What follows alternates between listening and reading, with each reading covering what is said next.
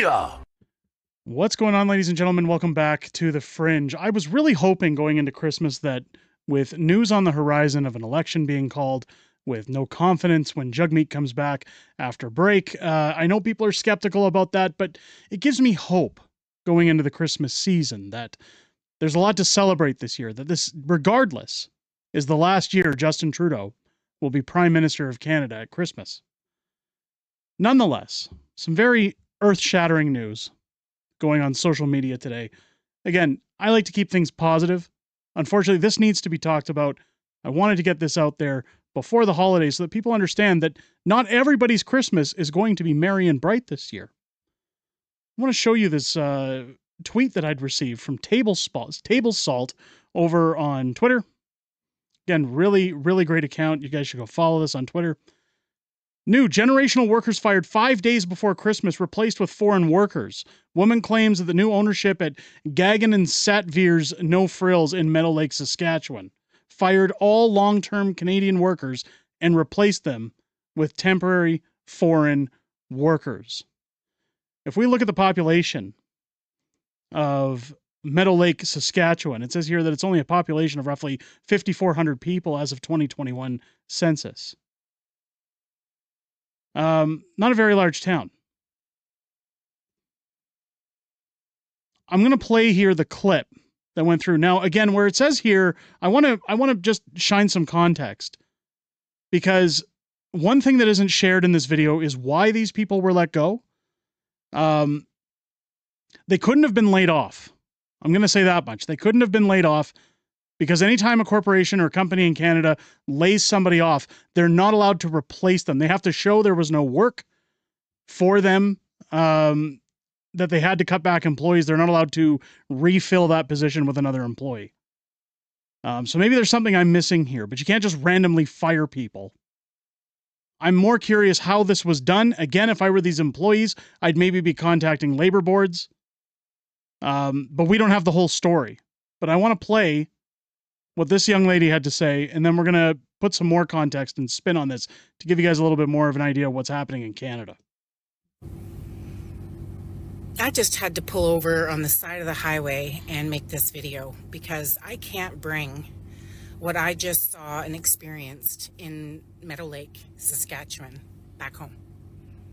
So here we are. It is the 20th of December, and the No Frills is a grocery store that came in about a year, maybe 2 years ago, and took over from Extra Foods. And Extra Foods had been a staple in the community, right? There's generational family lines that are here and people that have been there for a long time. They were wiped out when No Frills came in, okay? And the owners of No Frills are from East India, and they're new.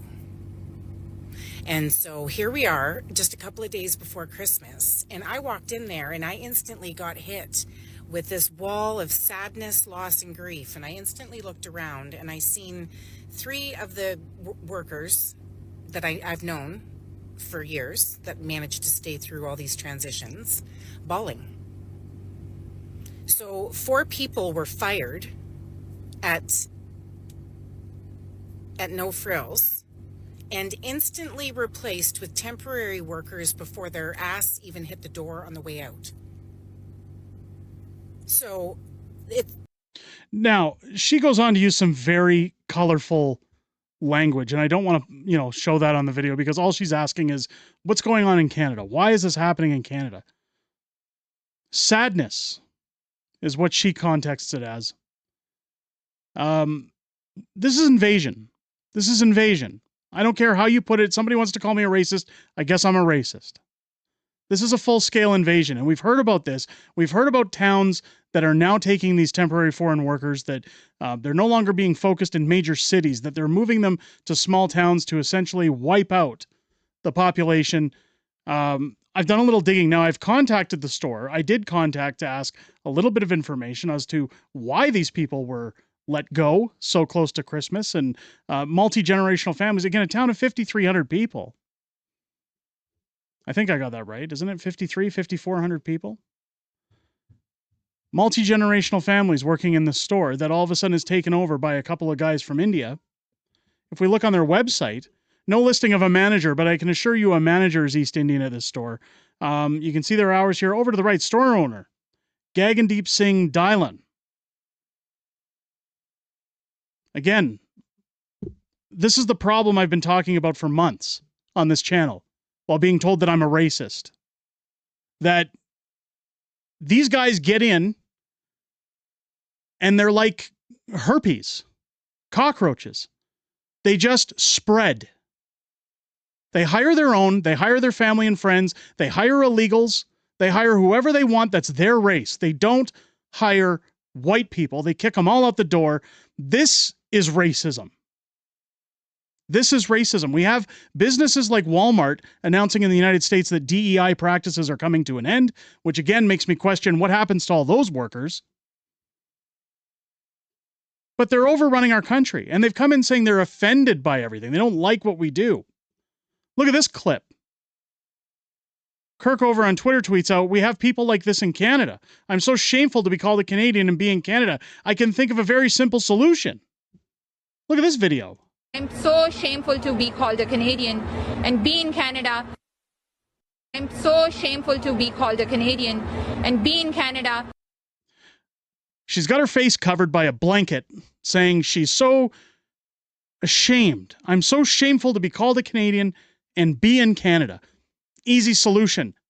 Get on an airplane, go back to your country where you're not allowed to have an opinion, where your husband will beat you, by the way, and get out of Canada. Stop taking our jobs. Stop taking our houses. Stop taking everything from us. Even Moose on the Loose tweeting out. When I mentioned, by the way, going back to your country and being beaten by your husband, where you're not allowed an opinion.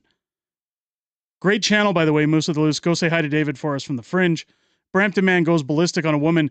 Take this outside in the middle of Walmart. I can honestly say I've seen this in my local Walmart. If you've joined me on Friday Night Fringe, I've talked about this in our live streams. I've seen it in our own stores. Incidentally, it was at a Walmart in our area. Take a look at this. Show me! Show me! Show me! There's 10 witnesses! 10 witnesses! See outside! Spinning my car with my kids in there! Are you fucking dumb? You fucking retard! I'm outside! Let's see what's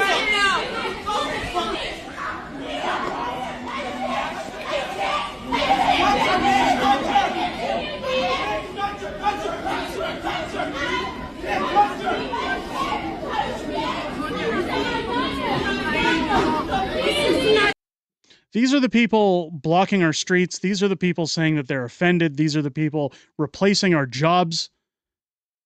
These are the reasons, these people are the reasons we can't get a doctor in this country.